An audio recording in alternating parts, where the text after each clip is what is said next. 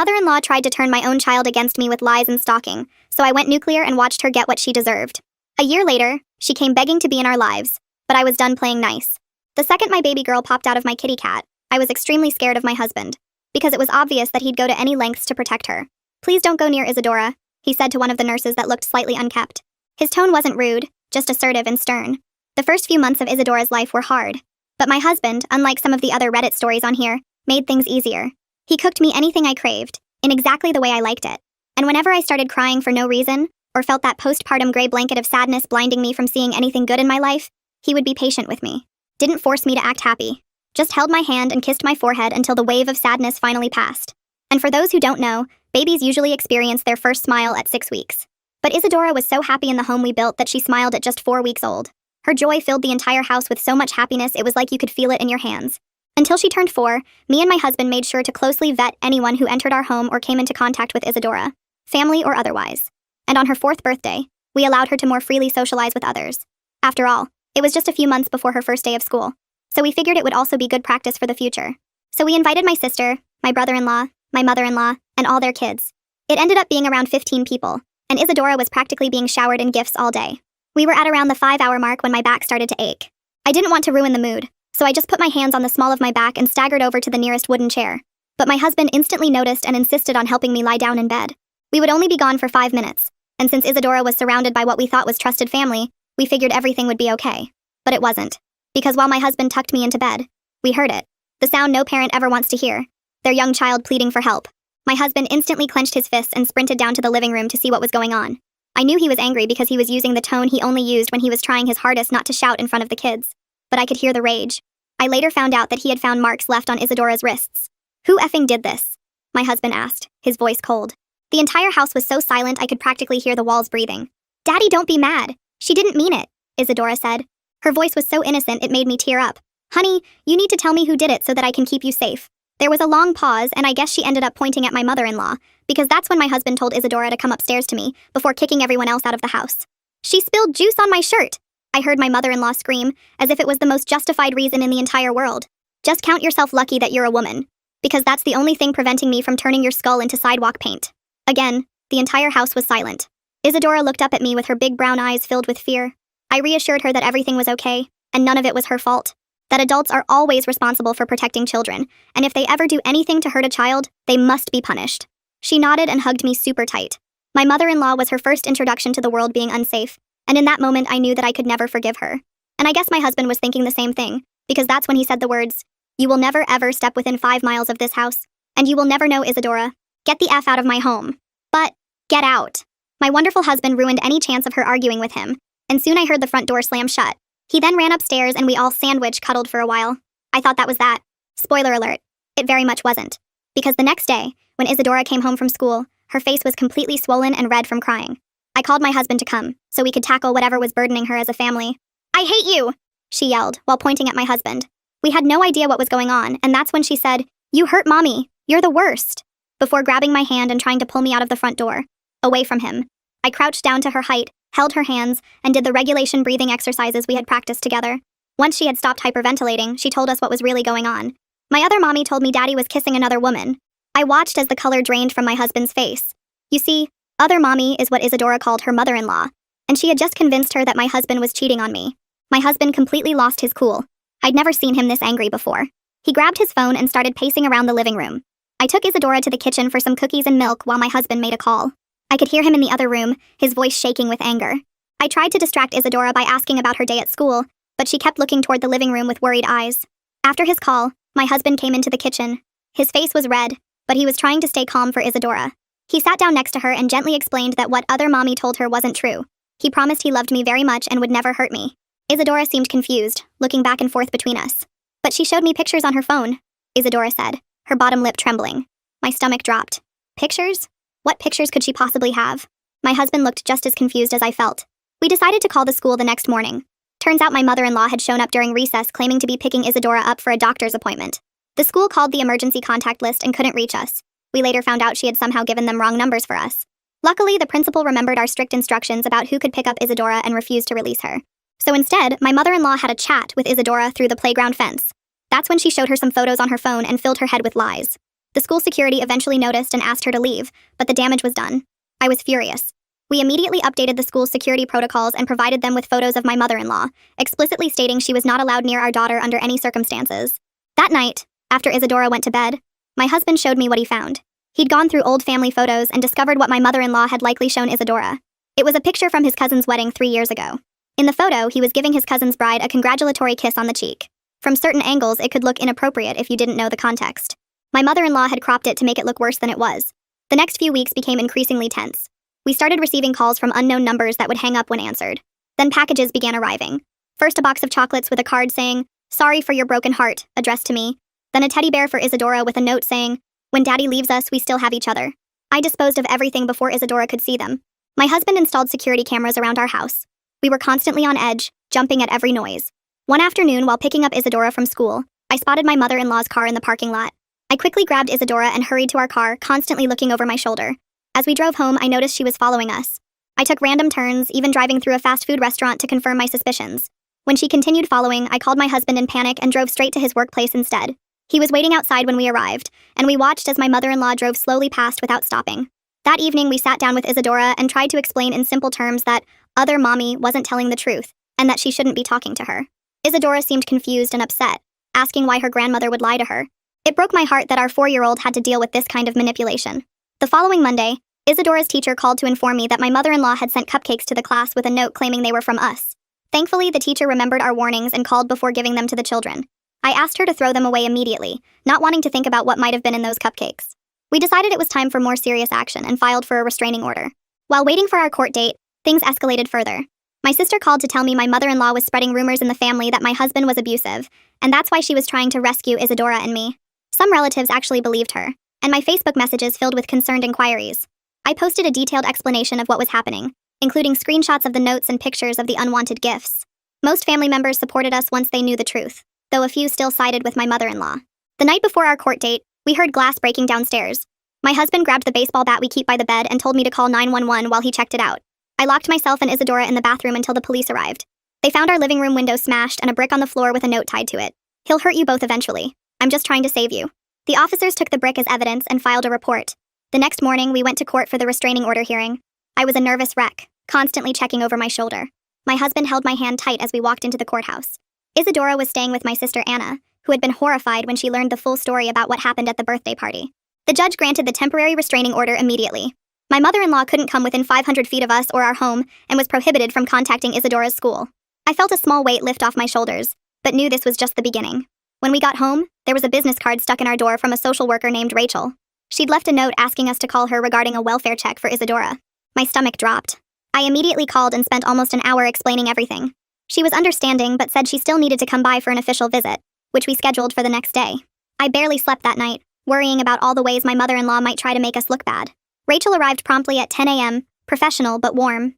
She spoke with Isadora alone for about 15 minutes while I nervously cleaned our already spotless kitchen. Afterward, Rachel assured me she had no concerns about Isadora's welfare and would file a report stating there was no evidence of any abuse or neglect. She mentioned that false reports were taken very seriously and could result in consequences for the reporter.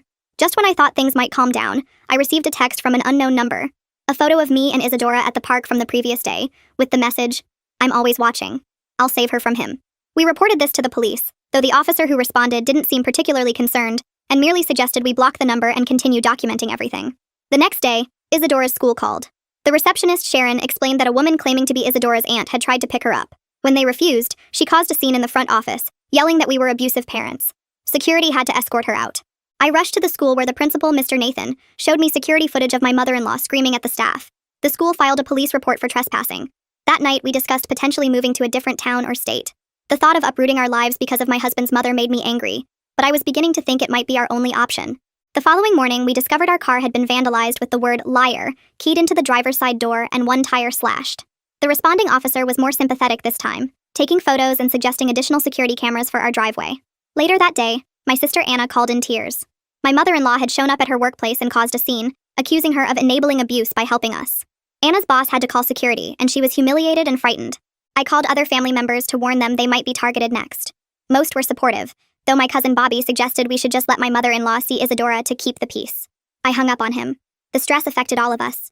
Isadora started having nightmares and wetting the bed, something she hadn't done since she was 2. My husband constantly checked the security cameras, while I found myself jumping at every noise and peeking through the blinds at any passing car. 2 days later, I was grocery shopping with Isadora when I spotted my mother-in-law staring at us from the end of an aisle. I abandoned our cart, grabbed Isadora, and rushed to the car. As we left, I could hear my mother-in-law calling Isadora's name. I drove straight to the police station where Officer Lisa took my statement and said they would look for my mother-in-law at the store. When we got home, I found flowers on our doorstep with a card reading, "I forgive you for lying about me. Let's start fresh for Isadora's sake." I threw them away and double-checked all our locks. My husband came home early after I called about the grocery store incident, looking exhausted. He'd been researching security systems and scheduled an installation for the following day. The next morning, I met my friend Corey at a coffee shop, needing to talk to someone outside the situation. As I was explaining everything, a woman at the next table kept watching us. When she left, she deliberately bumped our table, spilling my coffee, and whispered, "He has everyone fooled, doesn't he?" before walking out.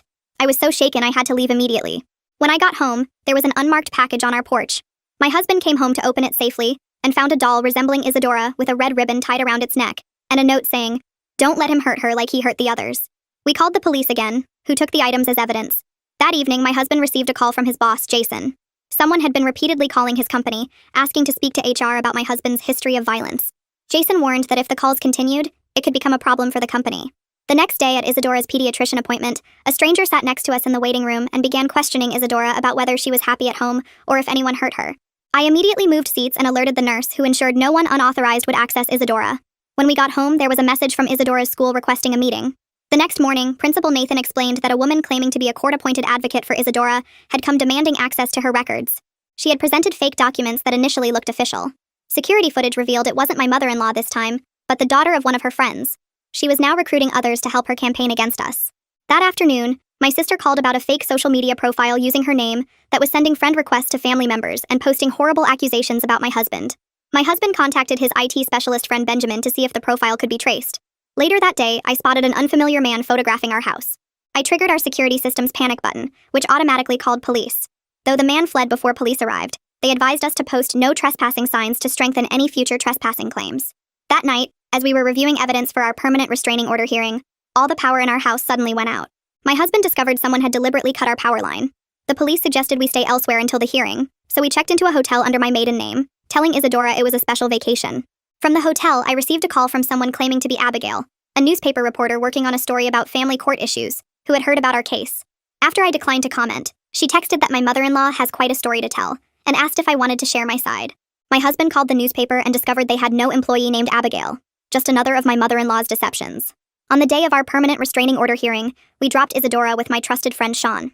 As we drove to the courthouse, we noticed my mother-in-law following us and called police, who met us at the entrance. In court, we presented all our evidence while my mother-in-law represented herself, making false claims about my husband's non-existent history of violence. The judge granted the permanent restraining order, extending it to 1,000 feet, and adding specific prohibitions against contacting Isadora's school or our workplaces. As we left, my mother-in-law was standing by her car in the parking lot, staring at us with hatred until a police officer reminded her about the restraining order. That night, as we celebrated our small victory, my husband's sister Sydney called in tears. My mother-in-law had shown up at her apartment ranting about how we'd turned the courts against her and demanding Sydney's help to save Isadora. When Sydney refused, my mother-in-law destroyed her living room before leaving. Sydney had to lock herself in the bathroom and call police. The next morning, I woke to numerous missed calls and messages from family members. My mother-in-law had created a Facebook group called Justice for Isadora, where she posted altered photos of Isadora with fake bruises, fabricated text conversations, and false claims about my husband being violent. Though most relatives recognized the lies, some were asking questions. My husband immediately contacted our lawyer about this defamation.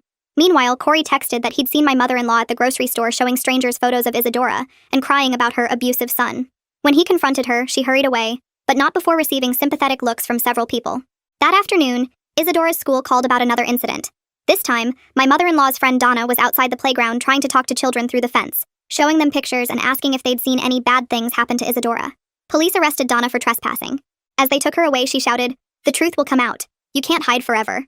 My husband's workplace situation worsened when someone sent company-wide emails linking to the Justice for Isadora Facebook group. Though HR knew the accusations were false, they asked my husband to take paid leave until things settled down. The next morning, Officer Lisa came to our door with news. My mother-in-law had been arrested for violating the restraining order after being caught repeatedly driving past our house. At her bail hearing, my mother-in-law appeared disheveled and angry, screaming that we were liars keeping her from saving her granddaughter. The judge denied bail based on her courtroom behavior, the evidence we'd presented, and her previous violations. The following week was peaceful, but it didn't last. I received a call from Donna, who had been released on bail and wanted to talk sense into me. That afternoon at an ice cream shop with Isadora, I confronted a man openly photographing us. Later, our security cameras showed the same man had driven past our house earlier. My husband's company received a letter from my mother-in-law's lawyer, threatening to sue them for enabling abuse by employing him. Though the company lawyers were ultimately supportive after hearing our full story, we received a panicked call from Sean during the meeting. Donna had shown up at his house claiming to be Isadora's aunt sent to pick her up. Sean had refused and called police immediately. After consulting with family lawyer Abigail, we filed for sole custody of Isadora with specific provisions barring my mother-in-law from any contact. Days later, Officer Lisa called with disturbing news. Police had searched my mother-in-law's house and found detailed plans for rescuing Isadora, including maps of her school, our daily routines, and a list of places she planned to take her. This evidence led to additional charges and a stronger case for the prosecutor. At my mother-in-law's trial, she appeared even more disheveled, with a vacant look in her eyes. When asked to plead, she launched into a rambling speech about saving Isadora from her monster son. The judge found her guilty on all counts and sentenced her to 3 years in prison with mandatory psychiatric evaluation and treatment. He also granted our permanent restraining order that would remain effective even after her release. In the months that followed, our lives gradually returned to normal. My husband returned to work, and Isadora started kindergarten and made new friends. My mother-in-law's helpers disappeared once she was imprisoned. Donna moved to another state after receiving probation, and the Facebook group was taken down. Most family members eventually accepted the truth. We received occasional updates about my mother-in-law's condition from the prison psychiatrist. She'd been diagnosed with delusional disorder and was finally getting treatment.